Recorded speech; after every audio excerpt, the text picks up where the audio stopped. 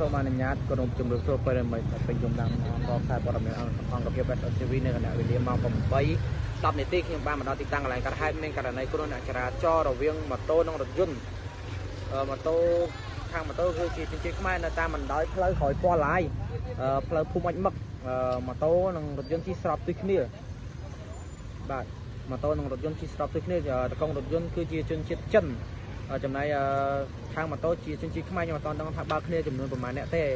ឡូវនេះទីតាំងកន្លែងកាត់ហេតុក៏មានវត្តមានខាងឡានប៉ែមន្ទីពេទ្យបង្អែកខេត្តចការជ័យបាទឥឡូវគាត់មកដល់ទីតាំងហើយនៅឡើយតែសមត្ថកិច្ចចរាចរណ៍ផ្លូវគោកលោកបានចូលមកដល់ទេនៅទីតាំងកន្លែងកាត់ហេតុហ្នឹងក៏មានការភ្ញាក់ផ្អើលមកដល់ប្រជាពលរដ្ឋនៅជុំវិញទីតាំងកន្លែងកាត់ហេតុយ៉ាងខ្លាំងបាទចំណែករថយន្តម៉ាកឡង់គ្រីសបាទលេខកម្ពុជាបងប្អូនយើងលេខកម្ពុជាខ្ញុំមកដល់កំពុងដល់ខ្ញុំមកស្ដាយដឹងឈ្មោះផ្លាកលេខដែរបាទបងប្អូនយើងកាត់4ម៉ូតូអសង់015ពាក់ផ្លាកលេខតកែវ